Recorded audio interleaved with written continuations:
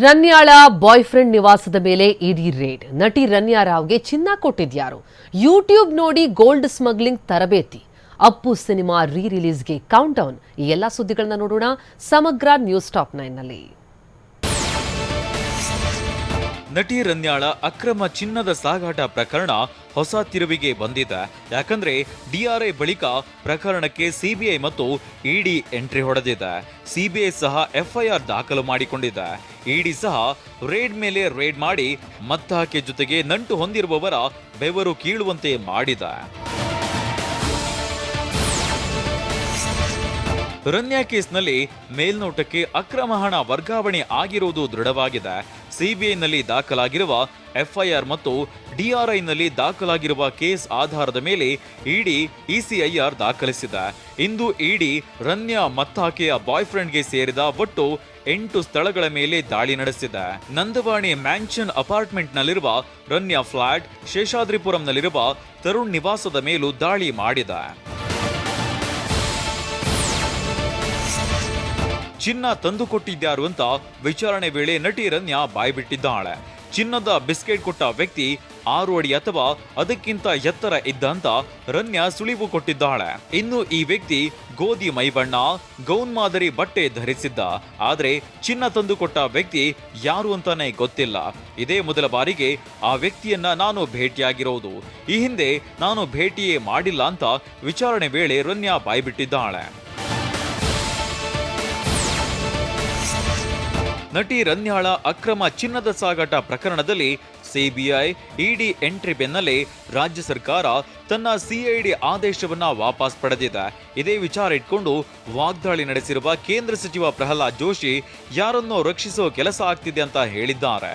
ಆದರೆ ಗೃಹ ಸಚಿವ ಪರಮೇಶ್ವರ್ ಯಾವುದೇ ಒತ್ತಡಕ್ಕೆ ವಾಪಸ್ ಪಡೆದಿಲ್ಲ ಅಂತ ಹೇಳಿದ್ದಾರೆ.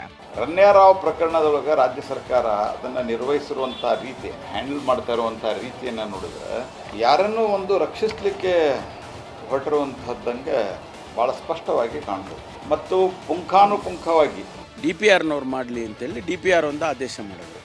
ಒಂದೇ ವಿಷಯಕ್ಕೆ 2 ಕಡೆ ಎನ್ಕ್ವೈರಿ ಆಗೋದಿಲ್ಲ, ಆಗಬಾರ್ದು ಅಂತೇಳಿ ಅದನ್ನು ವಿಡ್ರಾ ಮಾಡಿದ್ರು.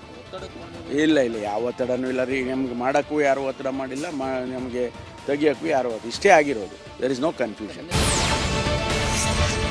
ವಿಜಯನಗರ ಜಿಲ್ಲೆ ಹರಪನಹಳ್ಳಿ ತಾಲೂಕಿನ ಉಚ್ಚಂಗಿದುರ್ಗ ಗುಡ್ಡದಲ್ಲಿ ಬೆಂಕಿ ಕಾಣಿಸಿಕೊಂಡಿದೆ. ಐತಿಹಾಸಿಕ ಪುಣ್ಯಕ್ಷೇತ್ರ ಉಚ್ಚಂಗಿಯಮ್ಮನ ಗುಡ್ಡಕ್ಕೆ ಯಾರೋ ಕಿಡಿಗೇಡಿಗಳು ಬೆಂಕಿ ಹಚ್ಚಿದ್ದಾರೆ. ಮಧ್ಯರಾತ್ರಿ ಆದರೂ ಅಗ್ನಿಜ್ವಾಲೆ ಧಗಧಗಿಸಿದೆ. ಗಾಳಿ ವೇಗ ಹೆಚ್ಚಾಗ್ತಿದ್ದಂತೆ ಬೆಂಕಿಯು ಗುಡ್ಡದ ಇತರ ಭಾಗಗಳಿಗೂ ವ್ಯಾಪಿಸಿದೆ. ವಿಷಯ ತಿಳಿಯುತ್ತಿದ್ದಂತೆ ಅಗ್ನಿಶಾಮಕ ದಳದ ಸಿಬ್ಬಂದಿ ಬೆಂಕಿ ನಂದಿಸಲು ಪರದಾಡಿದ್ದಾರೆ. ಯುವರತ್ನ ಪುನೀತ್ ರಾಜ್ಕುಮಾರ್ 50ನೇ ಬರ್ತ್ಡೇಗಾಗಿ ಅಪ್ಪು ಸಿನಿಮಾ ರೀ ರಿಲೀಸ್ ಆಗ್ತಿದೆ. ರಾಜ್ಯಾದ್ಯಂತ 150ಕ್ಕೂ ಹೆಚ್ಚು ಚಿತ್ರಮಂದಿರದಲ್ಲಿ ಅಪ್ಪು ರೀ ರಿಲೀಸ್ಗೆ ಸಿದ್ಧತೆ ನಡೆದಿದೆ. ಬೆಂಗಳೂರಿನ ನರ್ತಕಿ, ವೀರೇಶ್, ಸಿದ್ದೇಶ್ವರ, ಶ್ರೀನಿವಾಸ್ ಹಾಗೂ ವೈಭವ್ ಥಿಯೇಟರ್ನಲ್ಲಿ 6 ಶೋಗಳಲ್ಲಿ ಪ್ರದರ್ಶನವಾಗಲಿದೆ. ಬೆಳಿಗ್ಗೆ 6 ಗಂಟೆಗೆ ಪ್ರದರ್ಶನ ಆರಂಭವಾಗಿದೆ. ಈಗಾಗಲೇ 14,000 ಟಿಕೆಟ್ ಸೋಲ್ಡ್ ಆಗೋ ಮೂಲಕ ಅಪ್ಪು ಸಿನಿಮಾ ದಾಖಲೆ ಮಾಡಿದೆ. ಮೆಜೆಸ್ಟಿಕ್ನ ನರ್ತಕಿ ಚಿತ್ರಮಂದಿರದ ಮುಂದೆ 72 ಅಡಿ ಕಟೌಟ್ ರಾರಾಜಿಸುತ್ತಿದೆ. ಚಾಮರಾಜನಗರ ಗಡಿಭಾಗದ ತಾಳವಾಡಿಯಲ್ಲಿ ಹಿಂದೂ ಮುಸ್ಲಿಂ ಭಾವೈಕ್ಯತೆ ಸಾರುವ ಮಾರಮ್ಮನ ಕೊಂಡೋತ್ಸವ ನಡೆದಿದೆ. ಮಸೀದಿ ಮುಂಭಾಗದಲ್ಲಿ ಕೊಂಡೋತ್ಸವ ನಡೆಯುವುದು ವಿಶೇಷವಾಗಿದೆ. 150 ವರ್ಷಗಳಿಂದ ಈ ಕೊಂಡೋತ್ಸವ ನಡೆಯುತ್ತಾ ಬಂದಿದ್ದು ತಾಳವಾಡಿ ಫಿರ್ಕಾದ 58 ಗ್ರಾಮಗಳು ಸೇರಿದಂತೆ ವಿವಿಧೆಡೆಯಿಂದ ಸಾವಿರಾರು ಭಕ್ತರು ಧಾರ್ಮಿಕ ಉತ್ಸವದಲ್ಲಿ ಪಾಲ್ಗೊಂಡಿದ್ರು. ಮಾರಮ್ಮನ ದೇಗುಲದ ಪಕ್ಕದಲ್ಲಿ ಮಸೀದಿ ಇದೆ. ಇದರ ಗೋಡೆಗೆ ಅಂಟಿಕೊಂಡಂತೆ ಟಿಪ್ಪು ಸುಲ್ತಾನ್ ಕಾಲದಲ್ಲಿ ನಿರ್ಮಾಣವಾಗಿರುವ ವೇಣುಗೋಪಾಲ ಸ್ವಾಮಿ ಗುಡಿ ಇದೆ.